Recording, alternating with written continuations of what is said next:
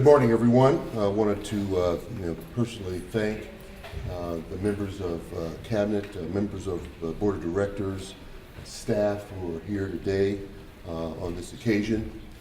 I am pleased and excited to announce that the Kansas City Public Schools has earned 92.5 points this year on the state's Missouri School Improvement Progress Report. This is a increase of 8.5 points over last year's accomplishment and represents a 54.5 increase over the last 2 years. We think that represents a trend in the direction that we're going. Missouri's Department of Elementary and Secondary Education has already recognized our achievement by granting us provisional accreditation, which we're pleased about that, but we're looking at higher targets than that as we go forward. So this press conference is an opportunity for us to talk about the district's plan to continually rise and also to talk about how we're gearing up for the next steps. Let me put things in perspective. I contend that no urban school district anywhere in the United States has done what we are doing as fast as we are doing it. For a district that has been as low as we were 2 years ago, and to have risen to this level as fast as we have, even against what many would consider to be insurmountable odds, is unprecedented. Please consider the fact that the context of which we work. Many of our students have challenges. 41% of our students move from one district to one school to another within the district or outside the district and then back in. 91% of our scholars are on free or reduced price lunches, and 24% of our scholars are English language learners. That's the highest in this state, by the way. And also, about 1,000 of our scholars are homeless. So we see these challenges as an administration, as a board, as staff. We see these challenges, and we run at the challenge, not away from the challenge. We are in many ways the EMTs of education. We step into the circumstance where the need is the greatest, where the struggle is the toughest, and where the job in many ways is the hardest. We run at the challenge. And our commitment is to help our students push through these challenges and achieve and succeed. I'm very pleased about the breadth of our gains thus far. Our individual students saw statistically significant growth in English language arts, in math, in college and career readiness, and attendance. ELA, English language arts, increased in 28 of our 31 schools. Math results increased in 22 of our schools. We see these as signs of the district moving in the right direction, and we will continue to rise in these areas.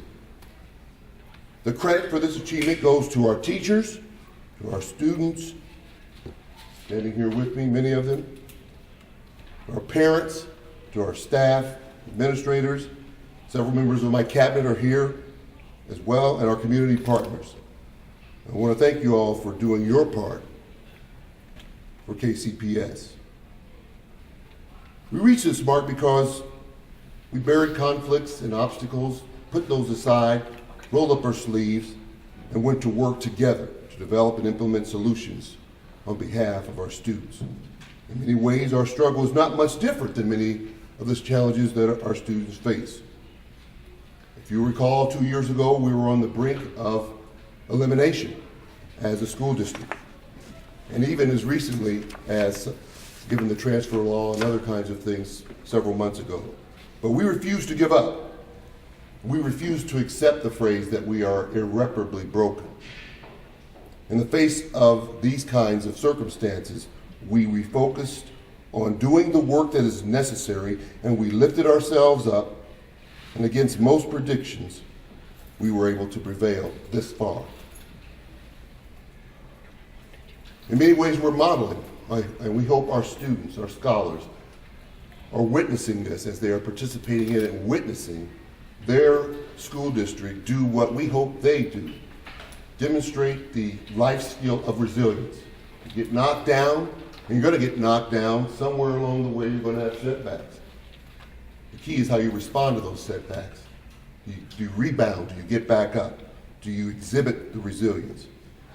And having said that, though, we recognizing our accomplishments, we have not crossed the finish line. In fact, we're not even close to where we want to be, where we can be, and where we will be. We can, we must, and we will maintain our laser-like focus on increasing student achievement. Our staff knows that helping every student take every step along the way is very, very important. We have a very strategic, we have a very intentional and precise game plan that we will extend to each classroom and each student and each classroom. Again, I challenge you to find any other school district that has that kind of laser-like focus in the midst of its turnaround. I also want to be very clear that we expect, given where we are right now on the brink of full accreditation, I have every expectation and every bit of optimism that this time next year we will be standing before you talking about our achievement of full accreditation. Some of the strategies include some of the things that are around you right now. Our new middle school, this year, you're in one of them right now. Thank you, Dr. Johnson, for hosting us. Home of the Warhawks.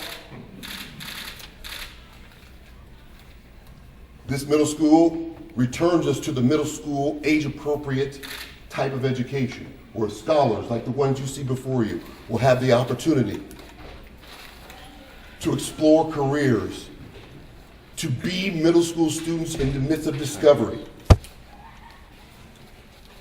Later on, we will be opening a new early education learning center. You know about Woodland. Now you will soon be hearing about Richardson. Over 400 3- and 4-year-olds will be receiving early childhood education. Those students will come to kindergarten prepared, and once they get to kindergarten, we will extend their learning and their opportunity, and they will have better APR scores.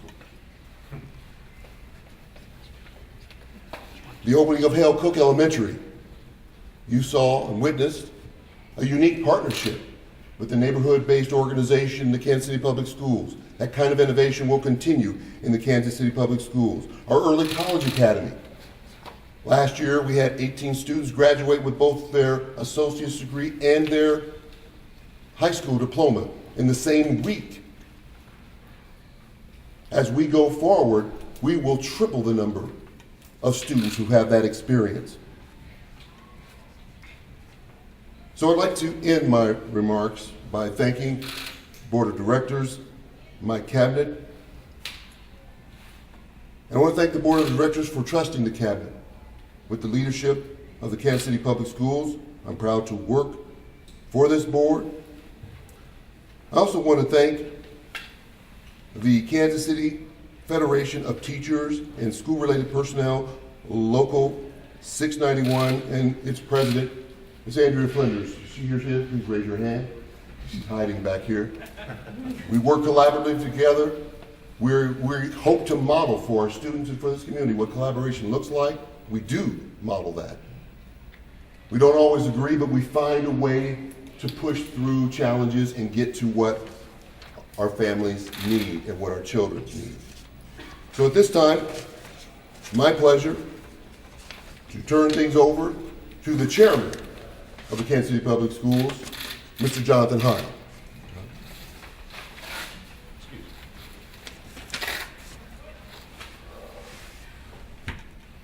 Dr. Green, thank you very much, and good morning. Welcome to our guests, our teachers, our administrators, and our stakeholders. I will certainly have a few brief comments on today's results, but before I do, I want to recognize my board colleagues who are here today, Mr. Carl Evans and Ms. Patty Manzer. Serving on a school board requires commitment, dedication, perhaps a certain affection for policy and process, and most of all, a belief that all children in our schools are capable of amazing things. I'm proud to serve with each of my colleagues, those who are here and those who cannot be here today. And I'm proud of our work that we've done so far, but our work together is not done. The number revealed today, 92.5 points, represents a third consecutive year of substantial growth in performance. It represents a deep commitment and an incredible amount of hard work by each of our parents, our students, our staff, our administrators, and our community partners. It's the teacher who spends nights and weekends preparing individualized lesson plans that meet the unique needs of their students. It's the students who push through and master a difficult concept in their math or English class. It's the parent who comes home tired from work and still finds time to help their child with that last piece of homework. It's the school secretary, the custodian, the paraprofessional, and the cafeteria worker who provide excellent support. It's the neighbor who volunteers as a big sister, the church member who organizes school events, and the business owner who provides an internship for our students. Together, we are lifting the Kansas City Public Schools, but our work together is not done. 3 years ago, Dr. Green joined the Kansas City Public School in our hour of greatest need. And the job that Dr. Green and his cabinet have done have been remarkable. Dr. Green, you mentioned earlier that you thanked us for trusting you. And I turn that back around and thank you and your cabinet for the work that you do that makes it so easy for us to give that trust. Dr. Green and his cabinet have done an amazing job translating the board's vision into actionable steps and making sure that those steps are taken with fidelity into every classroom and every school in this district. Over the past 3 years, tremendous improvements have been made. And again, I salute the work that has been done by Dr. Green and his team. As a board, we have buried politics and self-interest and have instead worked together for the good of all of our children in our communities. We have developed well-regarded procedures and have been good stewards of the public's money. The tough decisions that we've made over the past 3 years are now paying dividends. We are a more effective and efficient school district than we were 3 years ago, and our students reap the benefits from that.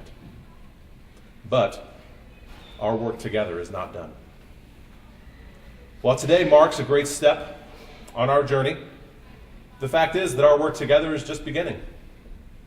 The KCPS board is committed to continuing to work with Dr. Green and his team to ensure that the success of the past 3 years pales in comparison to the successes to come. We are confident that full accreditation is within reach, an accomplishment that has evaded the Kansas City Public Schools since the inception of the very first MSEP review process. In closing, I would like to say that while the MSEP 5 assessment is an important step, it cannot always be the sole focus of our work together. We must focus on the success of every individual student who walks through our school doors. And their success isn't always easily measured by MSEP 5. Success is a young person who is caring, who is collaborative, and who is creative. Success is a young person who graduates and is prepared to enter the workforce, to go to college, start a business, or serve their country. We need to focus on doing all that we can to ensure that every child has those opportunities. And that will never be something that can be fully measured by an exam. It's an outcome that can only be seen in the health and the vitality of our neighborhoods. When I look around Kansas City, I see a city around us that is filled with tremendous challenges and rampant opportunity. Conditions that you will find in each school in the Kansas City Public Schools. Today we are not yet where we need to be, but we have taken another big step toward that destination. Thank you very much.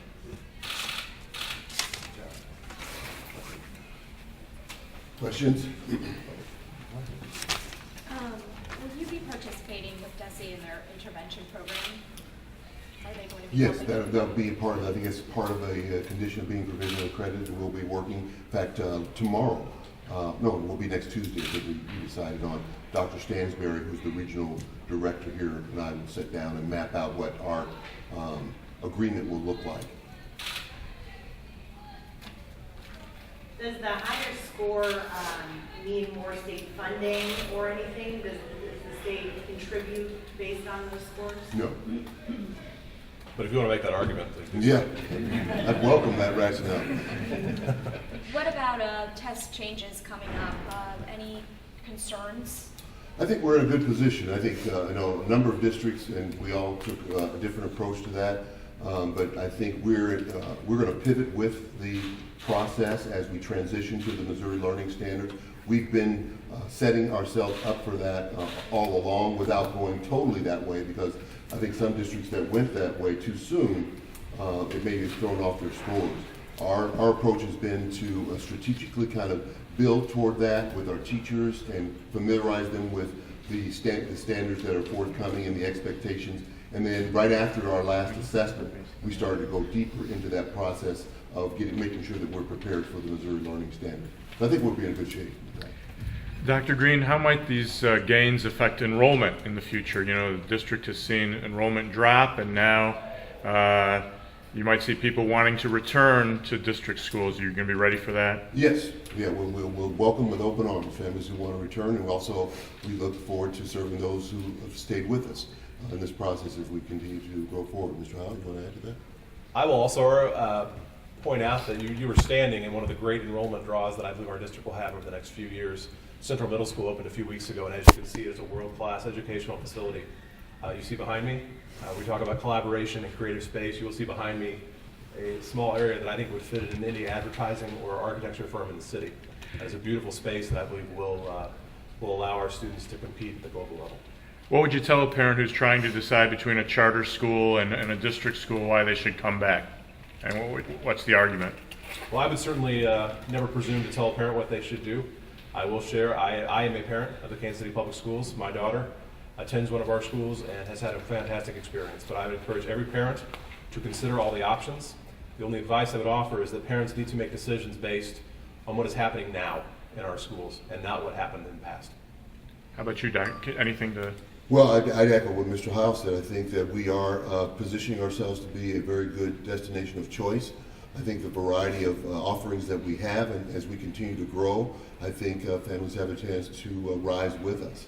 And we welcome that, their input and their involvement. And I think they can help shape us as we go forward, parents and students. Dr. Green, when you opened up the results, can you kind of tell us what your reaction was? Well, oh, I was pleased. I mean, the first question that was clearly on the minds of my cabinet and others of us is to make sure, because the State Department had raised the question, okay, you had a very good year last year, but can you sustain it? So the question of sustainability was clearly on my mind. And doing as well or better was something that I had in the back of my mind, and we did better. So I was quite pleased about that. But you know, my cabinet knows that I'm always reaching for the higher bar, and so I want to see that full and get across the 98. But we'll get there. We're right there. With these numbers, what's the message to your Kansas City community? The message to the Kansas City community is that I'll use the phrase that I used during the convocation. We were perhaps once in demise, but now we're on the rise. And we're going to continue to rise as a school district. I think the trend line that you see there shows a district that's continually moving upward, and we're prepared to go to that next level. I think that the message is also it's time to set aside the past and re-embrace the Kansas City Public Schools and join our effort to restore this district as an asset to this community. Dr. Green, isn't the really hard work ahead now? I mean, you've got to now move students into achieving goals. So, isn't this really the hard work now from now going forward? Well, I won't want to say that the work that's gotten us to this point wasn't hard, but another level of hard work, I would certainly say that we've showed a lot of growth between categories of proficiency, and now the question is, have those students, now have enough momentum to cross categories and move from basic to proficient? That is our focus this year, to continue the growth, to use that as momentum, and then now carry students across those thresholds of proficiency, and we're primed and poised to do that. I'm asking, though, is that a little bit heavier lift? Not praise the work that you've already done, but it sounds to me like it's a little bit of a heavier lift. It is. I mean, it's the higher you go, the harder. I mean, that's the way the whole system is set up. And so, yes, it is going to be much more intensive work. It requires much more strategic focus, and this is what we've been building toward all along, and now we're ready to go with it. What about with schools? I mean, you've got a big difference between a school like Lincoln Prep and then you've got another one like Northeast with lower scores. How do you deal with getting everyone on the right path or the right track? Well, we'll be going, and in fact, I will be going to meet with each one of it starts with the school leadership, and then it goes on to the teachers, and then the students themselves in each school. So each school is going to have its own, what we call IEP, its own individualized education plan. And so we have to meet in the Northeast where it is, just like we would a student, and say, this is where you are, let's take a first step. Let's take a step here in the right direction. And we'll do it one step at a time with each school. Each school will contribute to our overall APR, and Northeast and Lincoln and East will all contribute their part, and we will give them a goal that will allow them to contribute their part to the overall goal that we're trying to achieve. Do you know which schools had the biggest improvements from the previous year?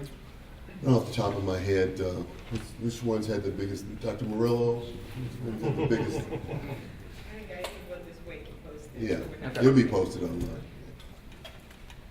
Can you go a little more in depth with this, with your plans? Any specific things you can tell us? One of the things I will share with you, a key component of that plan is what we call, we refer to professional learning communities. That's really a group of teachers who share the same students, having a deep conversation about how students did on the various formative assessments or the almost weekly assessments that are given.